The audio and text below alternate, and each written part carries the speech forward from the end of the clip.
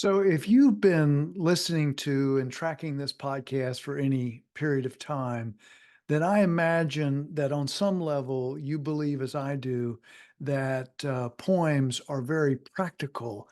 I sometimes like to say that they are good stories without the boring parts. Certainly, at the heart of a good poem is something that has us stop and really pay close attention. I was making some notes thinking about this particular podcast today or this week's podcast, and I was thinking that poetry can play this core role in our lives. And again, I suspect that if you've been tracking this podcast, you feel in a similar way that poetry can inspire us, can help us remember important things, can help us have insight, help us hear what we didn't know we knew, is the way I like to put it sometimes. That a poem, of course, a good poem can inspire us, help us grieve, help us deal with loss, help us celebrate and work with joy. It can do all those things. So, this episode today, called When a Poem Removes the Top of Our Head, is going to talk about something very specific on today's Poetry, Passion, Pleasure podcast with your host, Dale Byron. Of course, that's me. And let's get right into today's podcast because what I want to talk about is I want to talk about this idea that if we agree and that we believe poems have this very practical role that they can play in our lives, and if we realize that different poems do different amazing things for us. But I want to focus on something a little bit different today, and that is your personal agency as someone that works with poetry, someone that uses poetry in your life, in our lives.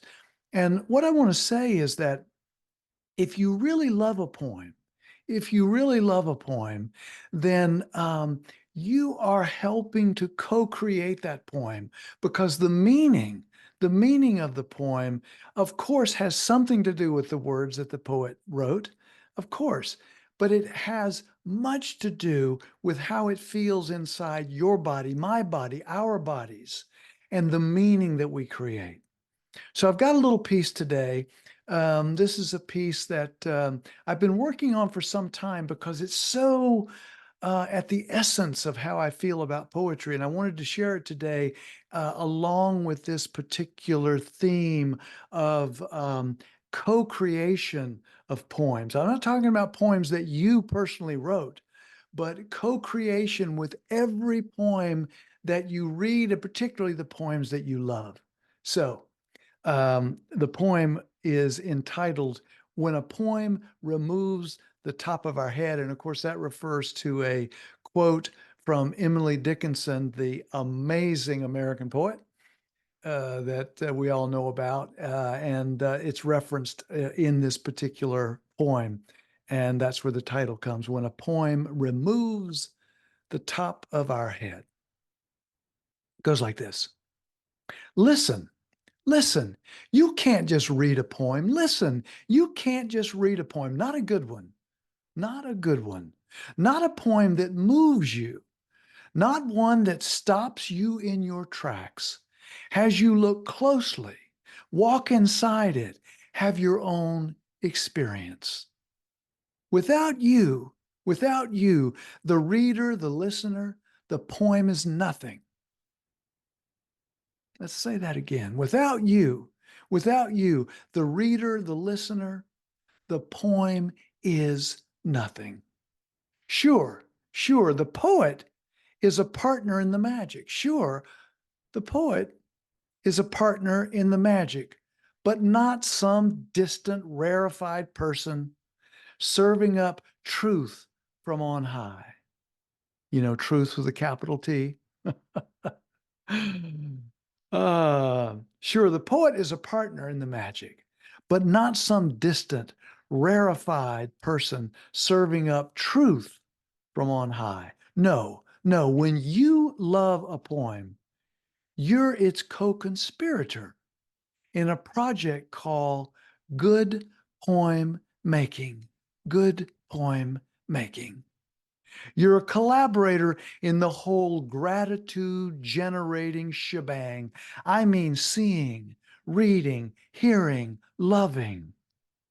And if the poem takes the top of your head off, and if the poem takes the top of your head off, as Emily Dickinson warned, you're in for the most righteous kind of trouble. You're in for the most righteous kind of trouble. If it reminds you, heals you, and reveals the world in its fuller brilliance, then something like art has likely happened. It is as though someone stepped into your body and said the very thing you most needed to hear. It's as if someone stepped into your body and said the thing you most needed to hear. What? What? How could they have known? How could they have known? They did not. They did not, but you did. They did not, but you did. And the combination of knowings has created something divine. Even the tiniest tingle of amazement is your clear sign to stop what you are doing. Allow yourself to be stunned by a simple and unspeakable deliciousness. Next, you can reach around your mysterious, miraculous body, patting yourself on your creative back, patting yourself on your creative back. For if you love a poem, really love it, then you are its partner in the sublime crime of making new and deeper meaning. Like it or not, my friend, like it or not, own it or not, you and the poet are one. You and the poet are one, bound by heart and soul, bound by heart and soul, beautiful, beautiful kindred spirits forever and ever. Amen. Well, I hope that comes through in how I really intend, which is that one of the things that we need as we move ahead in this world, we need, I think, a firm sense of agency.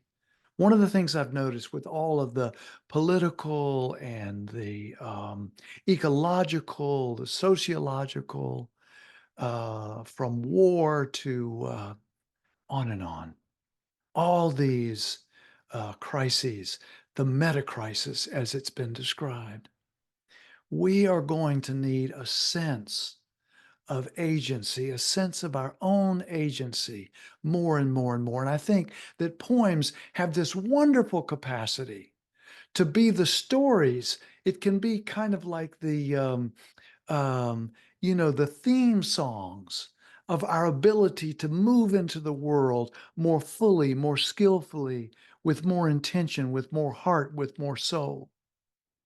But it takes the right poems to do that. And my point today, my point I really want to get across, and this comes from working with thousands of people with poetry over 35 plus years, is that when you love a poem, and I've seen this with my own eyes, when you love a poem, when you really love a poem, you are its co-creator.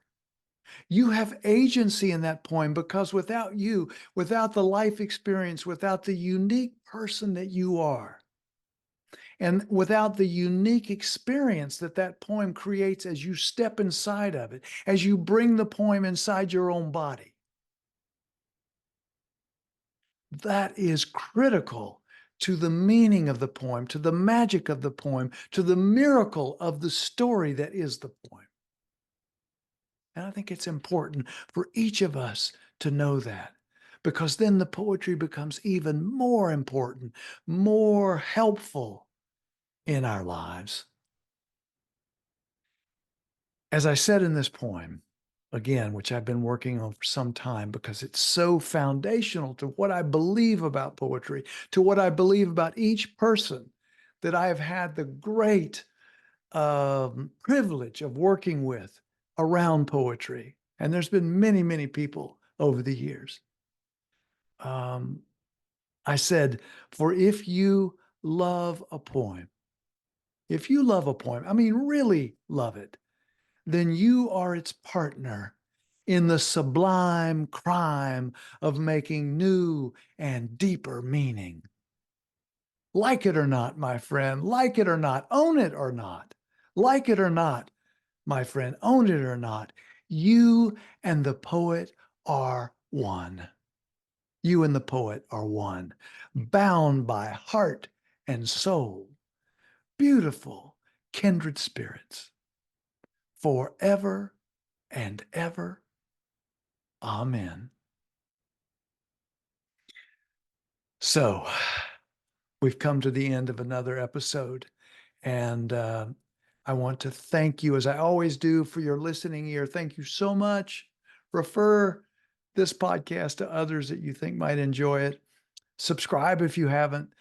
Make a comment. All those things would be wonderful. And in the meantime, until next time and next poem or poems, please take good care of yourself. And if you can, take good care of someone else.